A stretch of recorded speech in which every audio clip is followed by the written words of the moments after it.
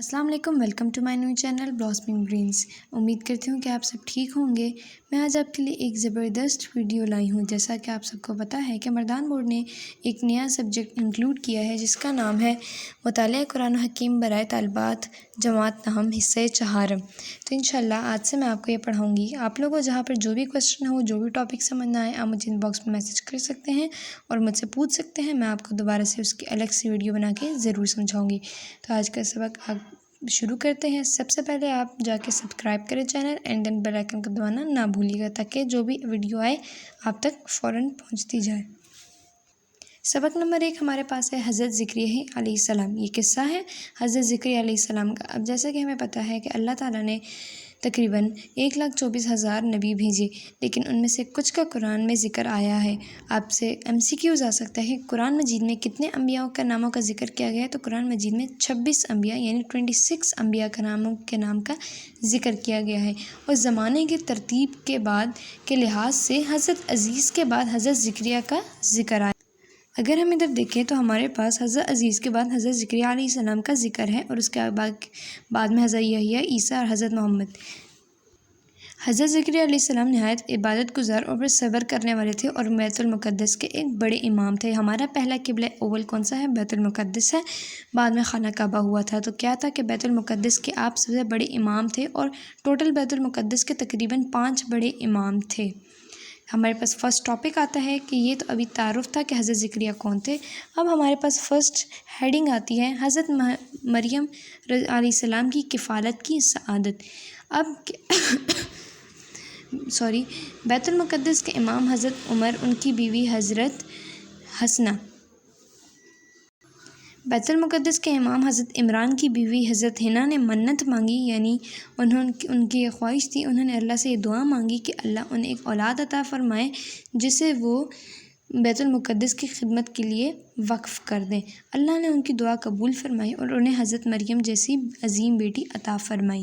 حضرت مریم کی ولادت سے پہلے ان کے والد حضرت عمران کا انتقال ہو گیا۔ اب کیا تھا کہ حضرت مریم کے جو والدین تھے، حضرت عمران ان کے والد کا نام تھا اور ان کی والدہ کا نام حضرت حنا تھا، ان کی اولاد تھی۔ انہوں نے اللہ سے دعا مانگی اولاد کی، اللہ نے انہیں اولاد عطا فرمائی۔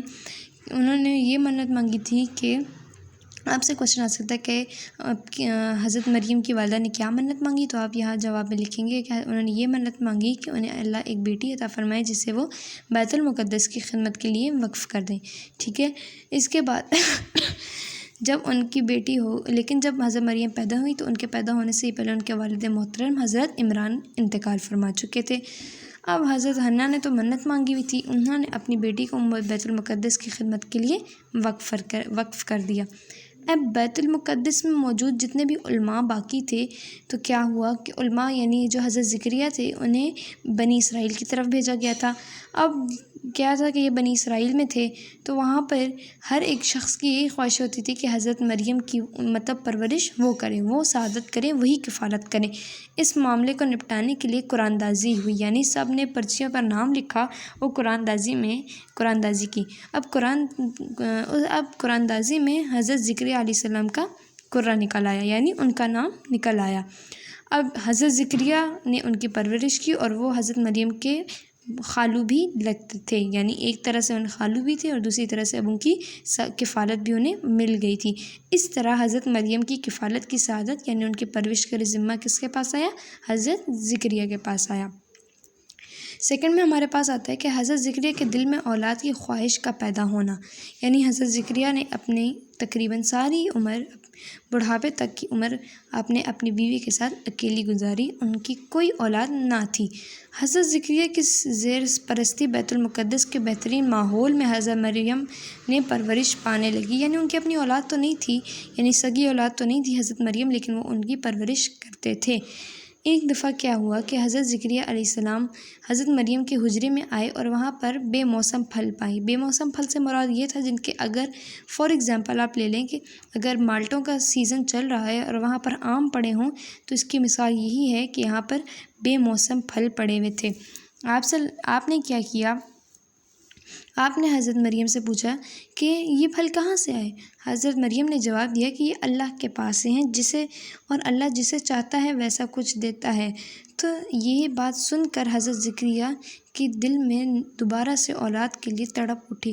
انہوں نے سوچا کہ جو اللہ کسی کو بے موسم پھل دے سکتا ہے تو مجھے اس بڑھاپے میں اولاد کیوں نہیں عطا فرما سکتا۔